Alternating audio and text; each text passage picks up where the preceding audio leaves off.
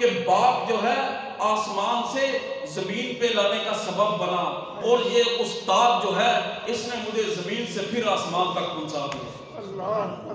تو اس لیے میں اپنے استاد کا ادب اتنا کرتا ہوں، اپنے باپ سے زیادہ میں اپنے استاد کو ترجیح دیتا ہوں۔ تو اس وقت تک بچہ دین کا علم حاصل نہیں کر سکتا جب تک اس کے دل کے اندر استاد کی محبت نہیں ہوگی۔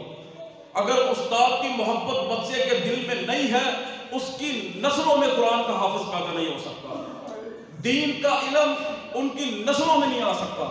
کہ جو بندہ استاد کی بے اکرامی کرے، اللہ کے نبی صلی اللہ علیہ وسلم نے فرمایا کہ جس سے تم علم حاصل کرو اس کے ساتھ محبت اور شفقت کے ساتھ پیش آیا کرو۔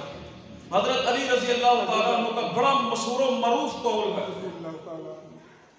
کہ جن کی زوجہ دونوں جہانوں کے سردار، ان کی بیٹی حضرت فاطمہ الزہرا رضی اللہ تعالیٰ عنہ، اور جن کے بیٹے جنت کے شہزادے اور خود جنت کے سردار، اتنا بڑا منصب، ان کا کیا قول ہے؟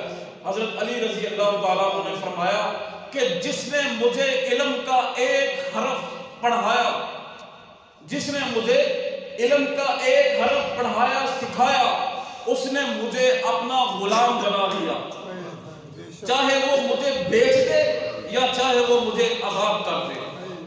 تو یہ آپ صلی اللہ علیہ وسلم نے فرمایا العلم نور، کہ علم نور ہے، اور اللہ تعالیٰ کی ذات دین کا علم اس گھر کے اندر پہنچاتے ہیں جہاں اللہ تعالیٰ کی خاص رحمتوں کا نزول ہوتا ہے۔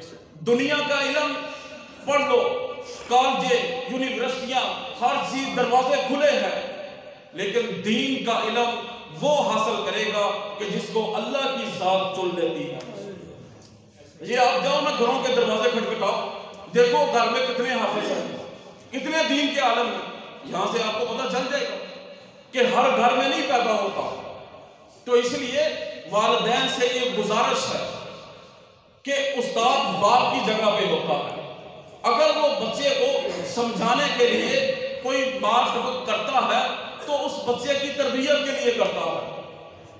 تو استاد کا ادب آپ نے اپنے بچوں کے دلوں میں ڈالنا ہے، یہ نہیں آپ بچے کی بات سنیں اور جناب استاد کے اوپر چڑھائی کر دیں اور اپنے بچوں کو یہ کہہ کے بھیجیں کہ مسجد کے اندر جاؤ، جا کے دیکھو استاد کیا کرتا ہے، استاد کی نگرانی کرو، استاد نے ادھر کیا وہ ڈرامے کرتا ہے مسجد میں۔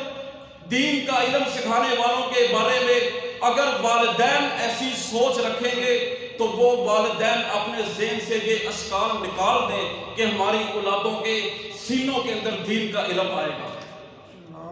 کبھی ان کے دل کے اندر اللہ کا قرآن نہیں اتر سکتا، دین کے عالم نہیں اس گھر میں پیدا ہو سکتے جو استاد کے گستاخ ہوں گے۔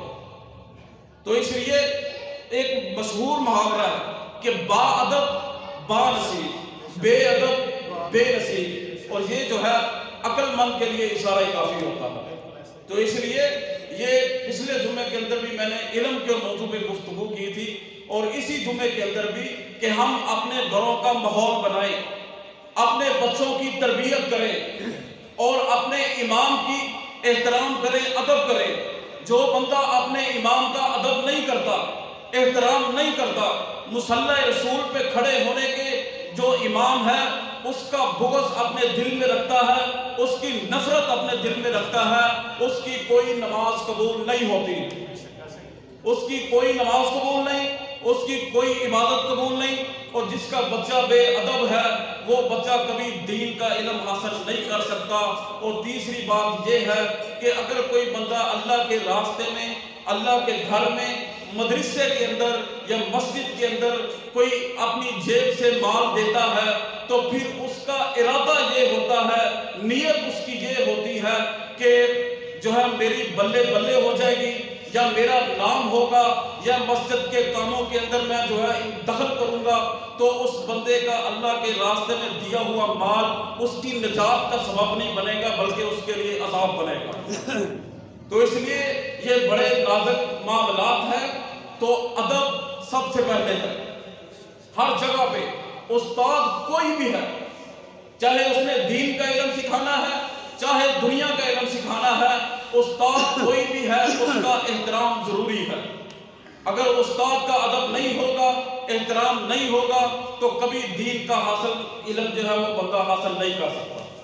تو اس لیے اپنے بچوں کو دین کا علم سکھائیے. یہ سب سے اعلیٰ علم ہے، اور یہ ایسا علم ہے کہ جو دنیا کا علم ہے. بڑے ڈاکٹر بنا لو، بڑے انجینئر بنا لو، اور بڑی سے بڑی جناب پوسٹ کے اوپر بھی اس کو بٹھا لو، تو یہ اس وقت تک کام دے گا جب تک آنکھیں کھلی ہے. آنکھ بند ہوتے ہی ڈاکٹری بند، انجینئرنگ بند، آپ کے بڑے بڑے کاروبار بند، آپ کی ساری مال و تجارت ہر چیز بند ہو جائے گی. اور دین کا علم ایسا علم ہے کہ جو دنیا کے اندر بھی اللہ پاک اس بندے کا اعزاز و اکرام کرواتے ہیں، اور مصلی رسول کے اوپر اللہ کی ذات اس کو کھڑا کرتے ہیں. اور مرنے کے بعد بھی اصل اجر جو ہے دین کے علم کا وہ مرنے کے بعد ملنا ہے. تو یہ دین کے علم کا فائدہ ہے.